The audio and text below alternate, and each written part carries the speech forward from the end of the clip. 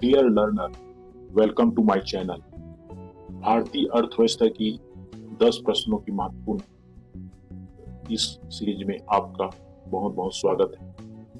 आज का विषय है भारतीय अर्थव्यवस्था की समझ। शुरू करते हैं आज का प्रश्न 1। किन किन चीजों की आवश्यकता वस्तुओं और सेवाओं के उत्पादन के लिए होती है? 1 श्रम, 2 भूमि, 3 मानव पूंजी, 4 भौतिक पूंजी। और विकल्प है ए केवल 1, 2 और 4, बी केवल 1, 3 और 4, सी केवल 2 और 4, डी उपयुक्त सभी। तो वस्तुओं और सेवा उत्पादन के लिए श्रम, पूंजी, मानव पूंजी, भूमि, भौतिक पूंजी, ये चारों की आवश्यकता होती है। इसका सही उत्तर है डी उपयुक्त सभी। अगले प्रश्न की ओर बढ़ते हैं। प्रश्न 2।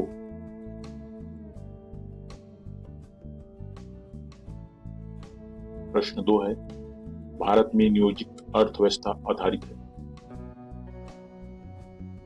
प्रश्न 2, भारत में नियोजित अर्थव्यवस्था आधारित है और इसका विकल्प इस प्रकार है। ए गांधीवादी व्यवस्था पर, बी समाजवादी व्यवस्था पर, सी पूंजीवादी व्यवस्था पर, डी मिश्रित अर्थव्यवस्था पर।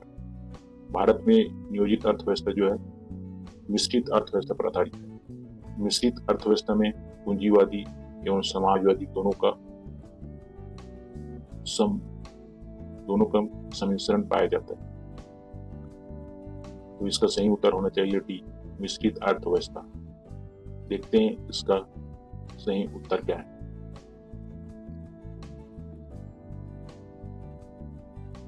और इसका सही उत्तर है डी मिश्रित अर्थव्यवस्था। वीडियो में आगे बढ़ते हैं, अगले प्रश्न की ओर चलते हैं। देखते हैं आज का प्रश्न 3 क्या है।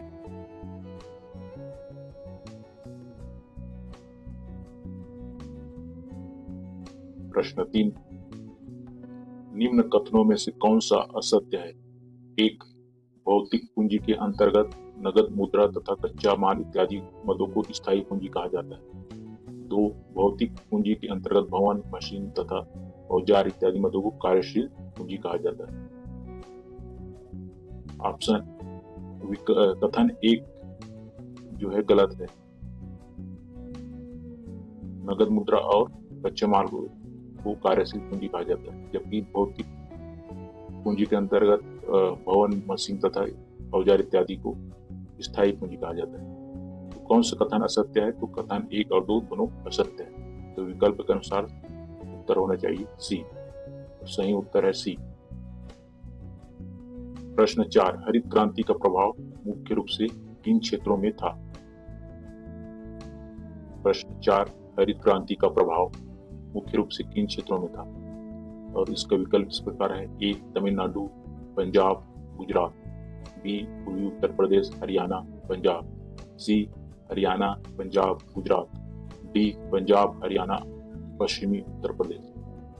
क्योंकि हरित क्रांति का प्रभाव मुख्य रूप से पंजाब, हरियाणा और पश्चिमी उत्तर प्रदेश क्षेत्र में रहा है, इसलिए इसका सही उत्तर होना चाहिए डी पंजाब, हरियाणा और पश्चिमी उत्तर प्रदेश।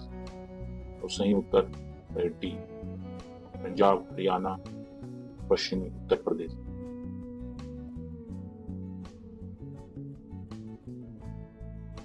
आगे बढ़ते हैं। प्रश्न 5, निम्न में से कौन सा लक्षण भारतीय अर्थव्यवस्था का नहीं है?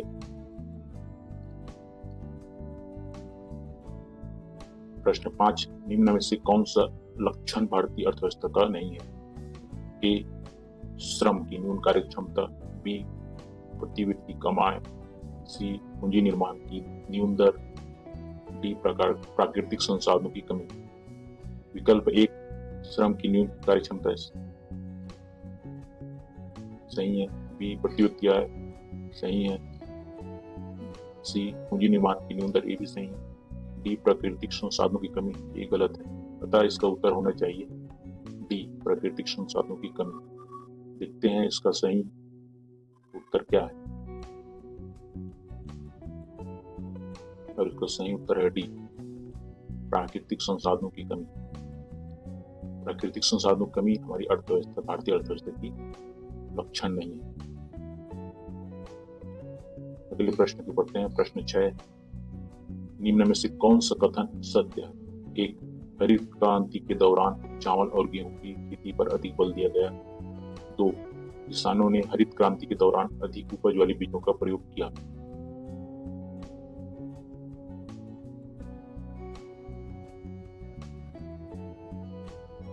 देखते हैं इसका विकल्प क्या है।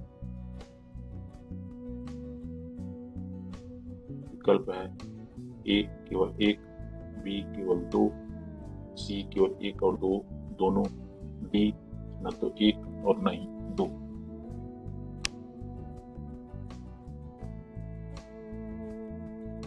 हरित क्रांति के दौरान चावल और गेहूं की खेती पर अधिक बल दिया गया। सही है। किसानों ने हरित क्रांति के दौरान अधिक उपज वाले बीजों पर का प्रयोग किया। ये भी सही है। तो इसका उत्तर होना चाहिए सी, 1 और 2 दोनों।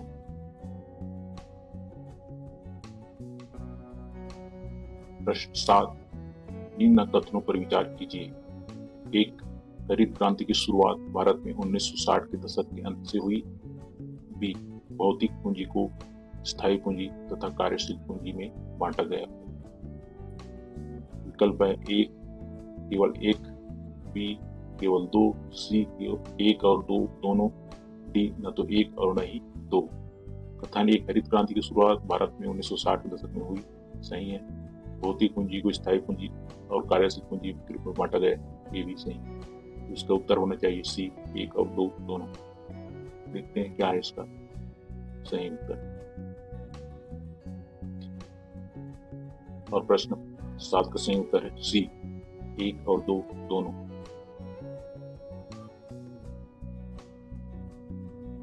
प्रश्न 8 की ओर बढ़ते हैं। प्रश्न 8, मिश्रित अर्थव्यवस्था की विशेषताएं हैं। 1, आर्थिक नियोजन। 2, व्यक्तिगत स्वतंत्रता। 3, सार्वजनिक तथा निजी क्षेत्र का सह अस्तित्व। 4, सरकार के नियामक के रूप में भूमिका। विकल्प है केवल 1 और 2, बी केवल 1 और 3, सी केवल 1, 3 और 4, डी 1, 2, 3 और 4। तो मिश्रित अर्थव्यवस्था के लक्षण में 1, आर्थिक नियोजन सही है, व्यक्तिगत स्वतंत्रता भी सही है, 3, सार्वजनिक और निजी क्षेत्र का सह अस्तित्व भी सही है, 4, सरकारी नियामक के रूप में भूमिका, ये भी सही है। तो सही उत्तर होना चाहिए डी। प्रश्न 9, समाजवादी अर्थव्यवस्था की विशेषताएं हैं। 1, केंद्रीकृत नियोजन। 2, वर्ग संघर्ष की समाप्ति। 3, आर्थिक विशेषताओं में कमी। 4, राज्य और सरकार की व्यापक भूमिका। तो केंद्रीकृत नियोजन समाजवादी की विशेषता है। वर्ग संघर्ष की समाप्ति ये भी विशेषता है। आर्थिक विषमताओं की कमी ये भी समाजवादी की विशेषता है। राज्य और सरकार की व्यापक भूमिका ये भी समाजवादी अर्थव्यवस्था की विशेषता है। तो चारों ऑप्शन, चारों कथन सही है। इसका उत्तर होना चाहिए डी। देखते हैं इसका सही उत्तर क्या है।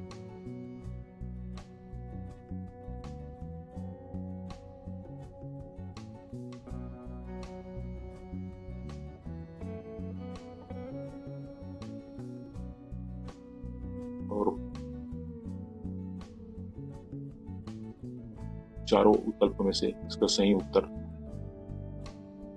डी, युक्त सभी। वीडियो में अंतिम प्रश्न की ओर बढ़ते हैं। देखते हैं आज का अंतिम प्रश्न। प्रश्न 10, पूंजीवादी अर्थव्यवस्था की विशेषताएं। 1, निजी संपत्ति का अधिकार। 2, आर्थिक स्वतंत्रता। 3, अधिकतम लाभ का उद्देश्य। 4, प्रतियोगिता की स्थिति।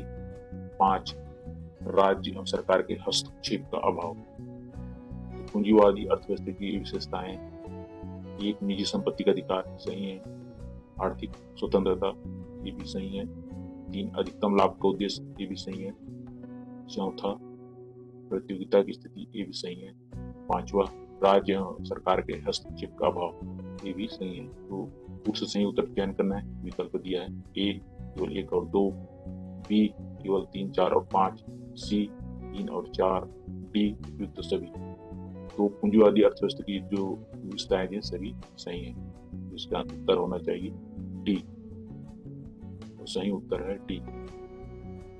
इसी के साथ भारतीय अर्थव्यवस्था की 10 प्रश्नों की यहाँ सीरीज का समापन होता है। वीडियो को देखने के लिए बहुत बहुत धन्यवाद। विभिन्न प्रतियोगिता परीक्षाओं में जैसे यूपीएससी, सिविल सर्विस, राज्य प्रशासनिक सेवा तैयारी करने वाले विद्यार्थियों के लिए यह सीरीज बहुत महत्वपूर्ण है। लाइक, सब्सक्राइब एवं शेयर जरूर करें। धन्यवाद।